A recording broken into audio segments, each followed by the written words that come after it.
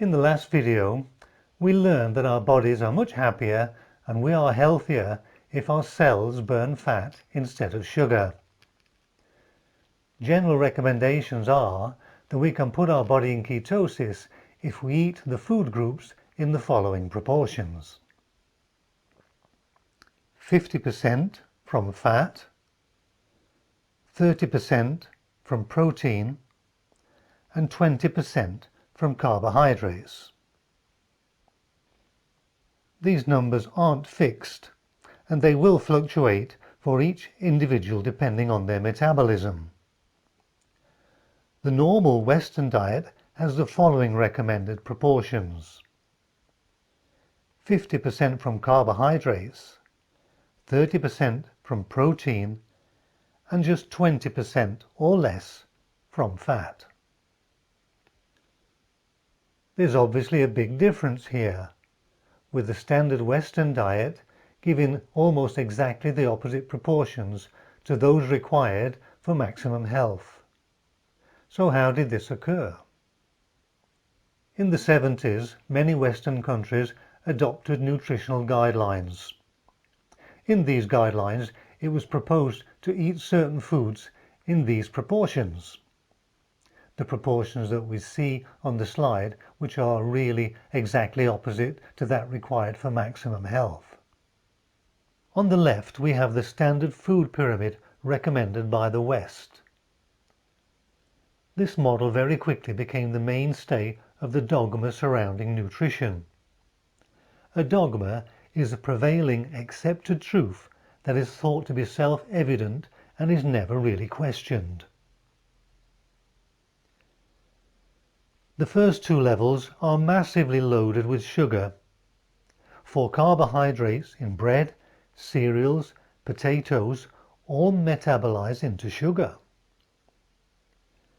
Recent research is showing us that overconsumption of sugar is directly responsible for illnesses such as diabetes and cancer. In effect, we are gradually poisoning ourselves from an early age, promoting addictions to foods that make us obese and create all kinds of illness.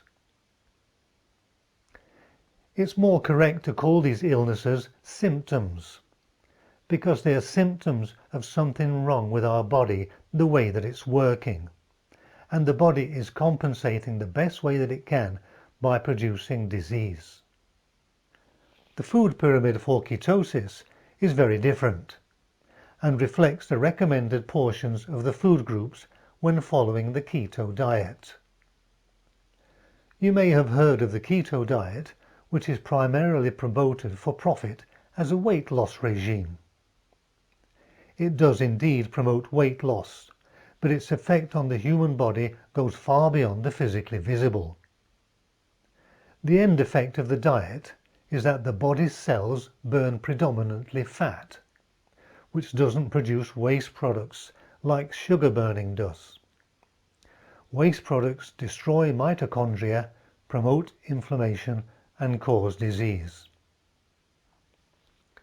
You need to become a food detective, in fact, and become more aware of what it says on the labels and what is inside the foods that we see on the supermarket shelves. Obviously, we need to steer clear of meat with hormones, plants with insecticide sprays, but there are also hidden dangers in many of the so-called healthy food packages that we buy every single day. The biggest part of the equation is to drastically reduce sugars and carbs. Carbohydrates metabolize into sugar, and overconsumption of either will ensure that our cells never burn fat, even when it's available. A vast amount of so-called healthy food is filled with carbohydrates and sugars.